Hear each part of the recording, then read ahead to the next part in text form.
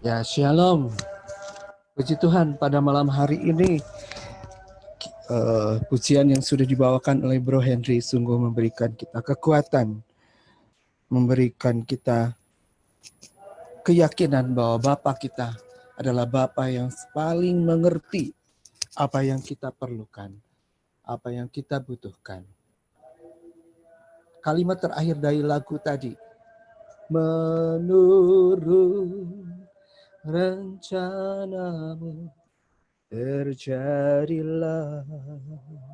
Ada satu ayat di dalam Matius 6 ayat 10. Datanglah kerajaanmu, jadilah kehendakmu di bumi seperti di sorga. Ya. Hari ini temanya adalah Bapa kami yang maha adil. Jelas langsung menuju kepada suatu doa yang sangat terkenal. Doa Bapa kami. Doa yang penuh kuasa. Doa yang penuh kekuatan. Doa yang penuh dengan iman.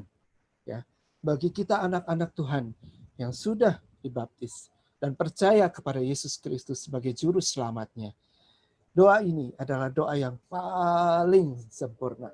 Bila kita tidak tahu apalagi yang harus dikatakan, bila kita dalam kesusahan, bila kita dalam kebimbangan, bila kita dalam ketakutan, bila kita dalam kegembiraan apapun, saking gembiranya ya, saking bersyukurnya kepada Tuhan, hanya ucapkan doa Bapa kami. Kami bersyukur di situ sudah terungkap segala sesuatunya. Nanti kita bahas ya, ayat demi ayat. Mungkin bisa ditampilkan PowerPoint-nya. Bu Irma, terima kasih. Bapa kita, Bapa yang maha adil. Tentu, segala sesuatu yang kita inginkan, kita ingin segala sesuatu di dunia ini adil, ya.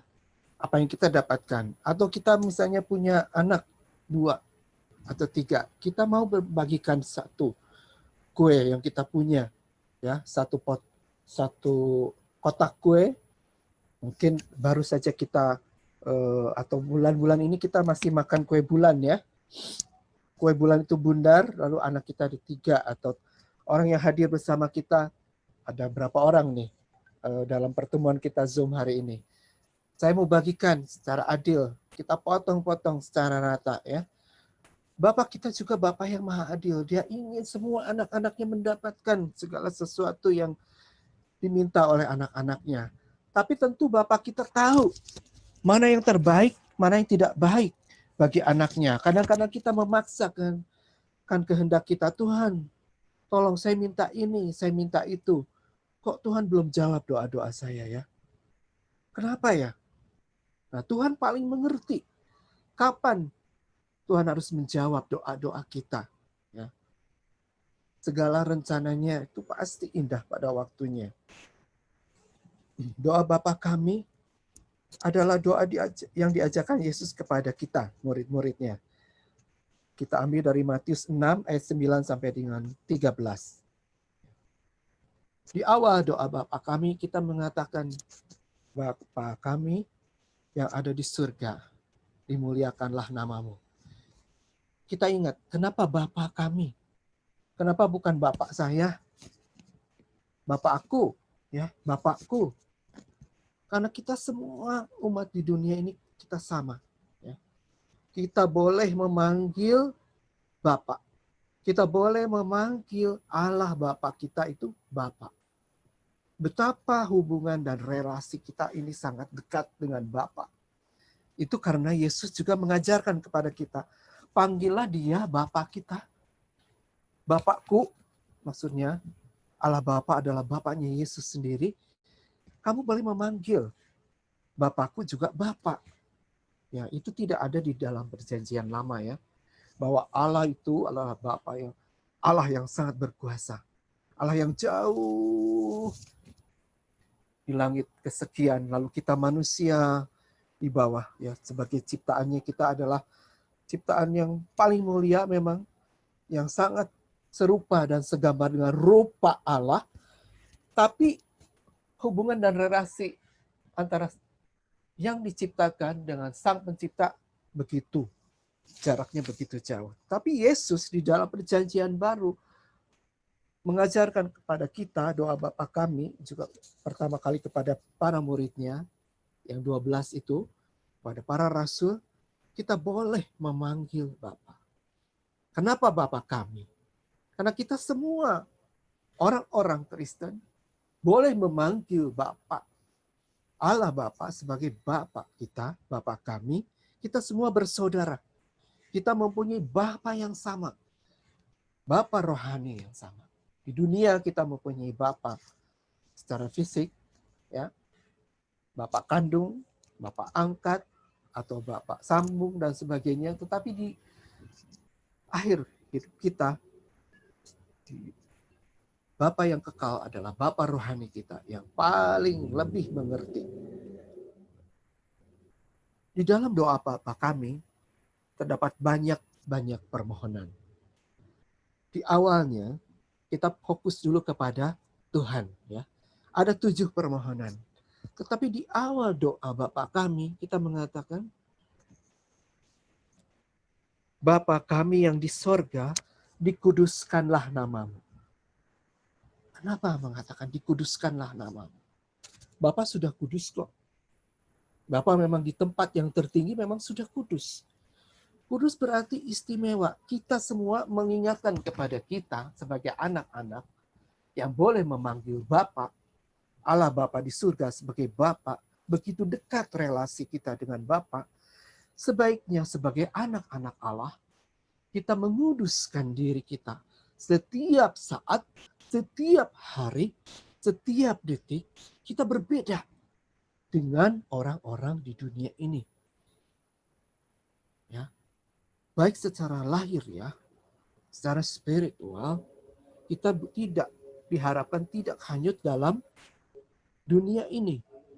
Dengan gaya hidup sekarang, ya, gaya hidup materialisme, hedonisme, konsumerisme, dan sebagainya. Kita tidak mengikuti isme atau aliran-aliran yang lain. Kita khusus sebagai anak-anak Bapa yang kudus. Bapaknya kudus berarti anaknya kudus. Mana mungkin Bapa mau punya anak, kalau bapaknya sudah dikuduskanlah namamu, lalu anaknya masih hidup sama dengan anak-anak dunia ini. Bapa kita mau kita sungguh-sungguh mempersembahkan diri kita, hidup kita, pada saat kita hidup masih di dunia ini. Kita menghadirkan Bapa di dalam kehidupan kita. Bapa yang bagaimana? Bapa yang kudus. Kalau di dalam keluarga kita, anak kita, ayah kita, orang tua kita tidak kudus, kita sebagai anak-anak Allah yang sudah dimeteraikan dengan darah anak domba, kita membawa citra kekudusan Bapa kita ke dalam keluarga kita.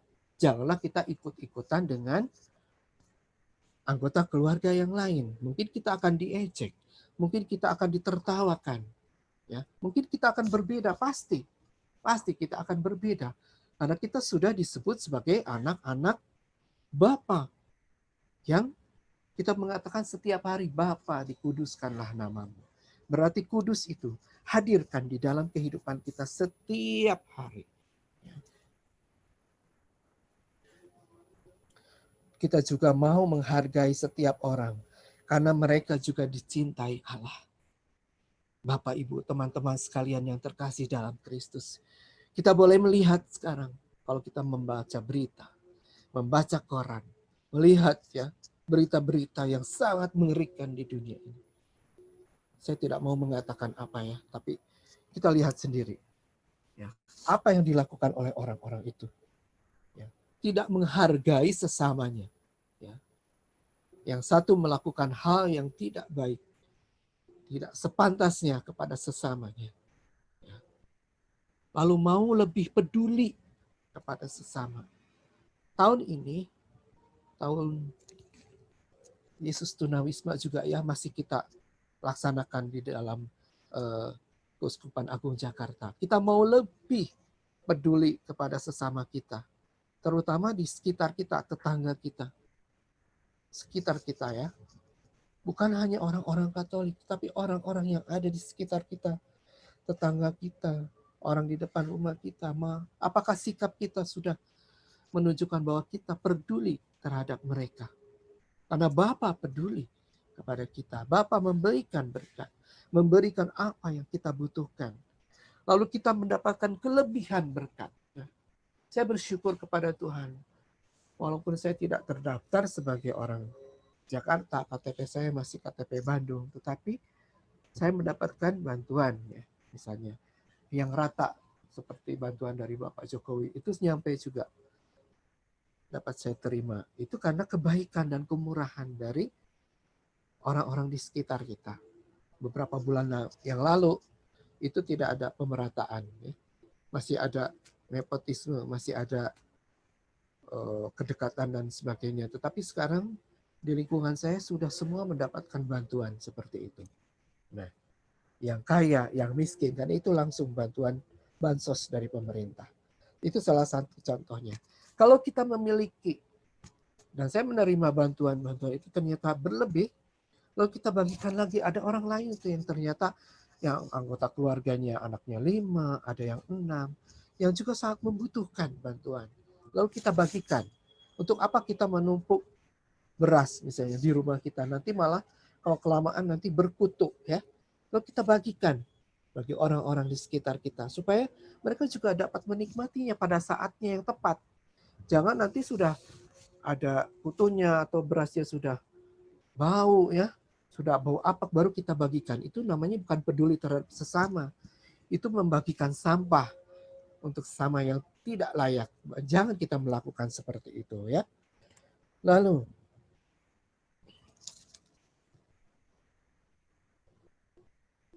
datanglah kerajaanmu, jadilah kehendakmu di bumi seperti di sorga. Kenapa?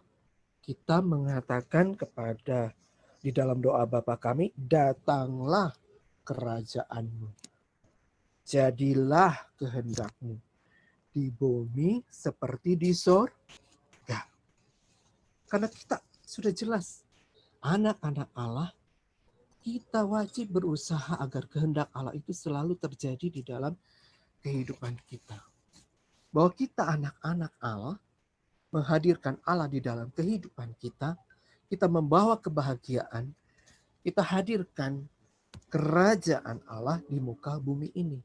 Kerajaan Allah itu bukan hanya nanti setelah kita mati, oh iya saya masuk surga, saya masuk kerajaan surga, saya diberkati mendapatkan tempat yang terbaik di sisi Tuhan. Itu yang sering diungkapkan oleh orang-orang pada saat mengucapkan kata-kata bela sungkawa.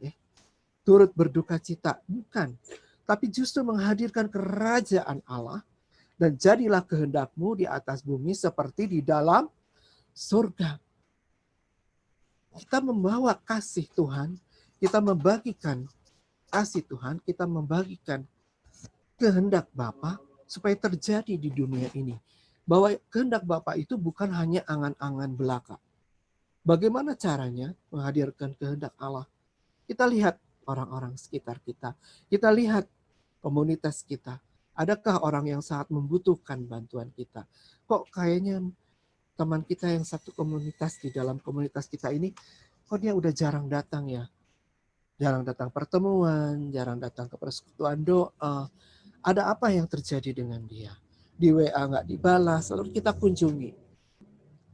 Lalu kita lihat kehidupannya, di dalam keluarganya, di dalam kehidupan pribadinya, kehidupan doanya. Lalu kita datang, kita doakan.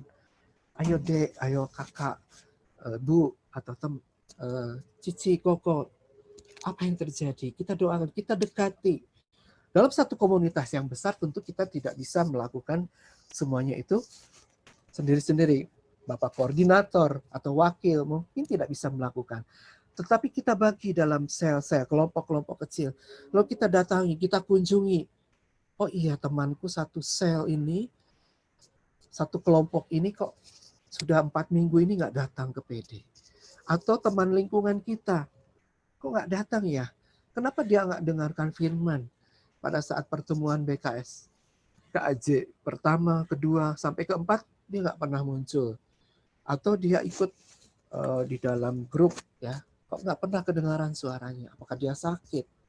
Apakah dia menderita sesuatu yang dia nggak mau cerita pada teman, tetangga sebelah, mungkin karena lingkungannya nggak sesuai atau nggak seiman. Lalu kita orang yang seiman kita datangi, kita kunjungi. Hadirkan kerajaan Allah bagi saudara-saudari kita. Pertama di lingkungan kita yang terdekat dulu, tetangga kita. Kok seharian ini tetangga kita nggak keluar rumah ya?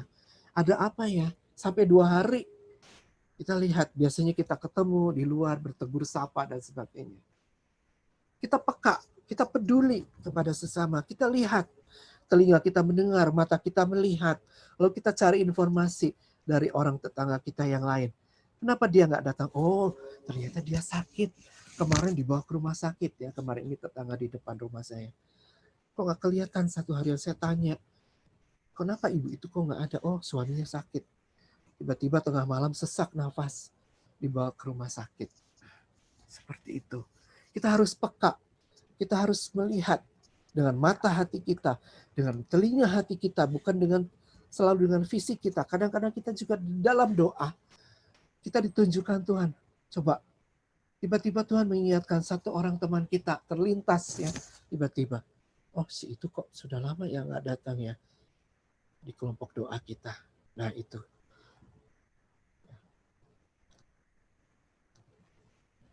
Datanglah kerajaanmu, jadilah kehendakmu di bumi seperti di surga. Sebagai anak-anak Allah, kita wajib berusaha agar kehendak Allah itu selalu terjadi. Agar semua orang dapat hidup dalam kebahagiaan. Tentu lingkup atau cakupan kita ada batasnya ya. Lingkungan yang terdekat dulu dengan kita. Baru nanti lingkungan di kring kita, di kelompok kita, ya, di wilayah kita. Tentu kita tidak akan bisa mengunjungi satu persatu. Kita diskusi dengan teman satu lingkungan. Ah, kamu kan dekat rumahnya dengan dia, tolong kunjungi dia. Itu pengalaman saya di dalam lingkungan ya. Karena saat ini kan kita jarang ketemu. Kita jarang bertemu kalau nggak di telepon atau lewat WA group atau ada video call, kemana? Kamu kok nggak kelihatan? Ya, kadang-kadang ketemu di pasar atau di mana, di minimarket. Nah, kita kunjungi teman yang sakit. Banyak teman-teman yang kita nggak tahu beritanya karena kita jarang bertemu. Tidak ada pertemuan lingkungan. Bulan Maria sudah lewat, tidak ada bulan Rosario, ya sudah hampir 1 tahun, 6 bulan lebih ini ya, kita tidak bertemu dengan teman-teman lingkungan pun yang terdekat sekalipun. Kadang-kadang malah sekarang kita saling curiga ya, kalau kita pergi di satu tempat ketemu orang, kalau ada orang tiba-tiba batuk, tiba-tiba bersin dan sebagainya, karena situasi yang kita alami saat ini. Ya, lalu kita lanjutkan. Nah, itu tadi mengenai Allah Bapa di surga, ya. Lalu untuk kehendak kita, permohonan-permohonan pribadi kita, ya, kita mohon kepada Tuhan, berilah kami pada hari ini makanan kami yang secukupnya. Matius 6 ayat 11. Kita tentu berusaha dengan usaha sendiri. Tapi kadang-kadang kita menemukan jalan untuk atau menemukan kendala-kendala di dalam kehidupan kita. Kita mohon belas kasihan Tuhan. Belas kasihan dari Tuhan untuk membukakan jalan. Ada jalan, ada usahanya yang macet. Kok di sini mentok, ke sana mentok. Apalagi dalam saat pandemi sekarang ini ya. Kita tidak bisa bertemu langsung misalnya dengan klien-klien kita, dengan para langganan kita. Kalau orang biasanya berjualan ya, biasanya langganannya datang ke toko, sekarang dihubungi dengan WA nggak jawab ya, dihubungi dengan berbagai macam media, nggak ada juga jawaban. Mungkin dia perlu ini sesuatu ya, kita hubungi. Kenapa ya? Nah, kita mohon pada Tuhan juga, bila kita menemukan jalan buntu, lalu makanan kami yang secukupnya. Makanan di sini adalah makanan jasmani maupun rohani. Kedua makanan ini mutlak kita butuhkan di dalam kesiaraan hidup kita di dunia ini. Kalau jasmaninya terus diberikan, tentu badan kita semakin subur. Lalu rohani kita juga perlu diisi, perlu mendapat siraman roh, perlu mendapat siraman firman dengan mengikuti banyak. Sekarang ini kita bisa mengikuti misa harian, ya. Saya suka ikut misa harian di Keuskupan Agung Malang. Nanti bosan saya pengen dengar khotbahnya Romo Anu, ya. Lalu saya buka, tinggal klik. Di saat pandemik sekarang ini, keuntungannya adalah kita bisa pergi kemana-mana tanpa harus mengeluarkan biaya, hanya menggunakan kuota yang kita miliki. Kita bisa berkunjung ke Kalimantan, Sulawesi, ya, seluruh Indonesia, bahkan ke dunia seberang lain, ya, benua yang lain. Itu untuk makanan rohani kita. Tentu untuk jasmani kita minta juga Tuhan. Berikan berkat-berkat yang kita butuhkan. Kenapa mengatakan makanan kami yang secukupnya? Tuhan mengajarkan kita, ya, jangan serakah. Makanan hari ini cukuplah untuk hari ini. Memang tentu kita menyiapkan persediaan. Jangan seperti pada waktu mulai masa pandemik, ya. Tiba-tiba orang pergi ke supermarket memborong, ya, berbagai macam makanan untuk disimpan. Rumahnya berubah menjadi mini market atau bahkan menjadi supermarket kalau keluarga besar, ya. Bukan seperti itu. Ya, itu namanya menimbun. Tuhan mengajarkan kepada kita, berilah kami pada hari ini makanan kami yang secukupnya. Kita juga harus lihat, berbagi pada tetangga kita kiri kanan, adakah yang membutuhkan bantuan kita. Kita punya makanan berlebih, bagikanlah. Ya, aduh, kasihan tuh tetangga kami, ya, sebelah, anaknya 5, masih 2, punya bayi 2. Kadang-kadang kami bagikan juga makanan. Jika kami berlebih, kami mendapatkan berkat-berkat juga dari teman yang lain. Nih, kami punya berkat, bikin kue banyak hari ini. Lalu pesanannya ternyata ada yang batal berapa, lalu teman kami itu bagikan. Ya, saya bagikan lagi tuh teman-teman tetangga di samping, ya, yang anaknya banyak itu. Nah, itu makanan kami yang secukupnya. Lalu kita lanjutkan, ya. Ampunilah kesalahan kami, seperti kami mengampuni orang yang bersalah kepada kami. Matius 6 ayat 12. Sulit gak mengampuni sesama? Ayo jujur pada diri sendiri. Lihat, ya, saya sendiri juga mengakui. Sulit, ya, mengampuni orang yang bersalah kepada kita. Apalagi orang yang bersalah itu orang terdekat kita, orang yang kita cintai, anak yang kita sayangi, paling sayang, ya. Pasti orang tua semua tahu, ya, mengalami, ya, punya 3 anak. Pasti ada satu yang disayang, paling disayang, ternyata anaknya itu melakukan satu hal yang mengecewakan, ya. Tentu sulit kita mengampuni. Kalaupun anak itu kita sayangi, kita kasih, saudara yang paling kita kasih mengecewakan kita, kita minta tolong dong Dek, belikan ini. Malas ya. Itu hal sepele, hal yang sepele sekali. Malas pergi, lagi asik nih nonton film misalnya. Padahal kita lagi sakit, ya, lagi butuh, kebetulan obat habis. Atau kita lagi kepengen sekali, tapi badan kita lagi sakit, ya. Pernah mengalami flu tulang? Ya, saya pernah mengalami itu beberapa tahun yang lalu, ya. Seluruh badan sakit, tentu kita nggak bisa pergi kemana-mana.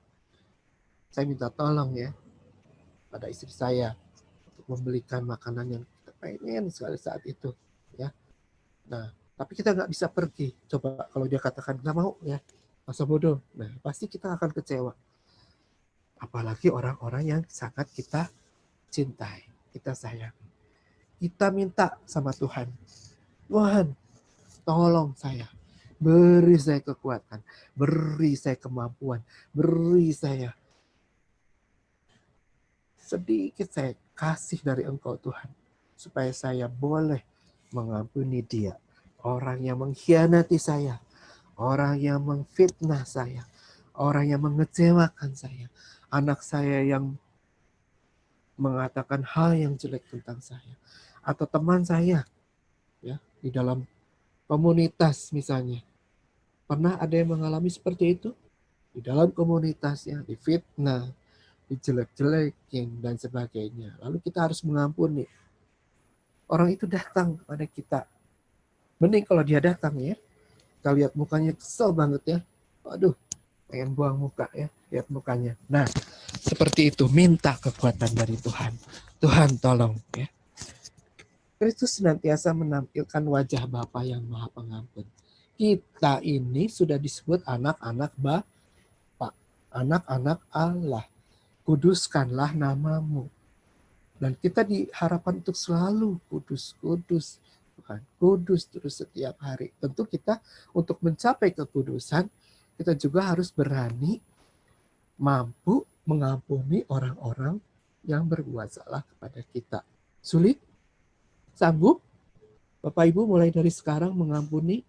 Ada nggak teman-teman, saudara, adik, atau kakak yang belum Bapak Ibu ampuni sampai dengan hari ini? Apakah sudah seminggu yang lalu, sebulan yang lalu, 1 tahun yang lalu, 2 tahun yang lalu? Minta Tuhan, cepat-cepat ya. Tuhan, mohon Tuhan, ampuni saya Tuhan. Beri saya kemampuan Tuhan untuk dapat mengampuni dia. Supaya kita damai. Kalau tidak, kita tidak bisa mengampuni orang yang bersalah kepada kita, maka berkat-berkat pun tidak akan turun kepada kita. Karena Bapak juga nggak bisa mengampuni. Ya. Ingat, jika engkau mengikuti perjamuan kudus, saya lupa ayatnya, tapi engkau masih ingat akan saudaramu, itu ya karena masalah, pernah berselisih dan sebagainya, pulanglah, lalu berdamailah dengannya. Lalu kita baru boleh mengikuti perjamuan. Pernah saya mengalami itu ya, dulu ya, ketika saya ingat teman saya itu yang pernah memfitnah saya, pernah ngejelek-jelekin dan sebagainya. Lalu saya pada saat persiapan, lalu anak domba Allah, kasihanilah anak domba Allah. Tapi saya teringat wajah orang itu ya. Saat itu saya hanya komuni batin, Tuhan, saya nggak sanggup Tuhan. Kalau saya menyambut tubuh dan darahmu, berarti saya mengkhianati Engkau. Di dalam hati saya masih ada ganjelan, masih ada unek-unek. Saya mau minta ampun Tuhan. Datang ya. Kita orang Katolik, orang yang sangat beruntung. Ada satu sakramen tobat. Besok saya pergi pada Romo, minta sakramen tobat. Minta kekuatan dari Tuhan supaya saya mampu mengampuni orang tersebut. Setelah berdamai dengan diri sendiri, baru kita mengikuti Ekaristi. Dari awal sampai akhir dengan penuh sukacita. Saya mengikutinya dengan penuh sukacita karena tidak ada lagi ganjalan di dalam hati saya. Nah, seperti itu ya Bapak Ibu ya. Lalu selanjutnya, kenapa kita diingatkan terus ya untuk selalu mengampuni? Karena Bapa kita adalah Bapa yang Maha Rahim, Maha Pengampun. Dan ampunilah kami akan kesalahan kami seperti kami juga mengampuni orang yang bersalah kepada kami. Ya, itu selalu diingatkan. Ayat 13. Dan janganlah membawa kami ke dalam pencobaan, tetapi lepaskanlah kami daripada yang jahat. Bapak Ibu pernah mengalami pencobaan? Pernah? Pernah? Iya, pernah ya.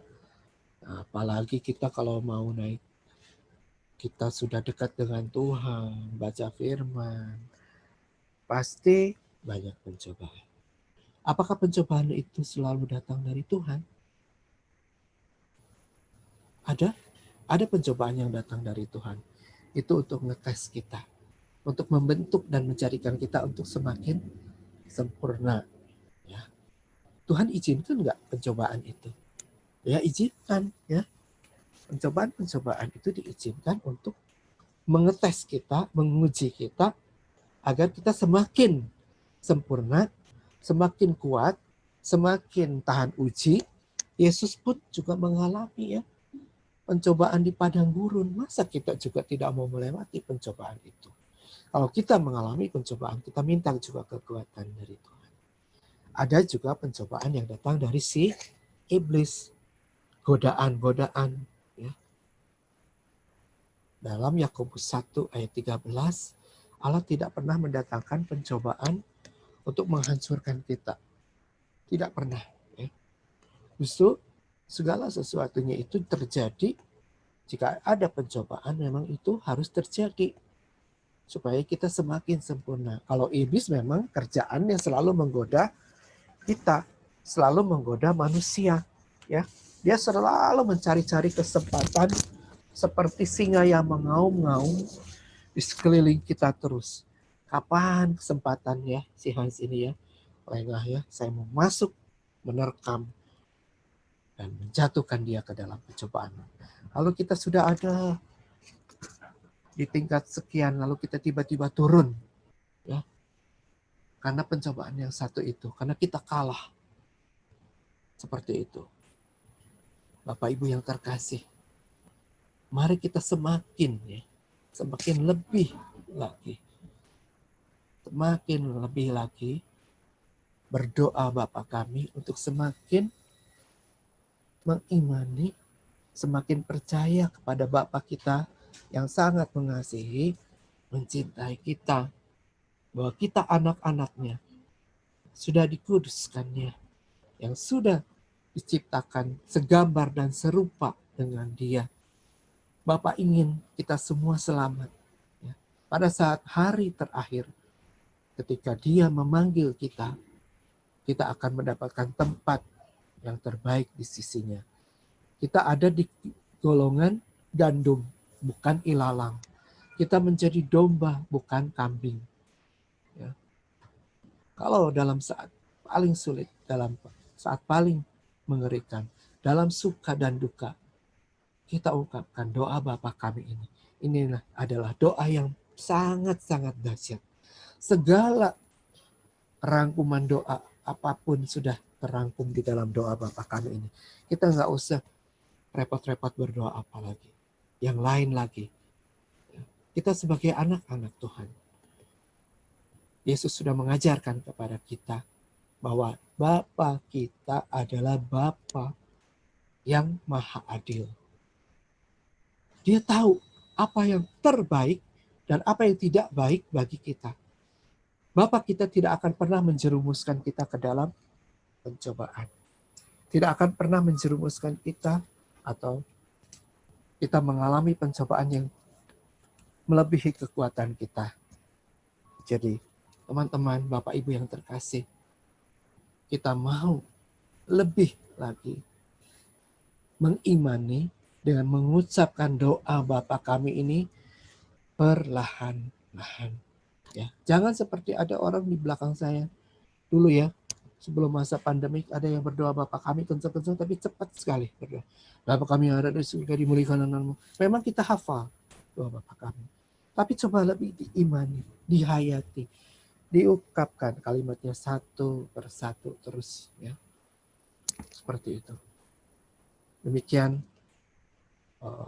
pertemuan BKS KAC yang pertama pada malam hari ini. Semoga apa yang saya sampaikan ini manfaat bagi Bapak, Ibu, teman-teman sekalian, saudari-saudari yang terkasih dalam Kristus. Tuhan memberkati kita semua.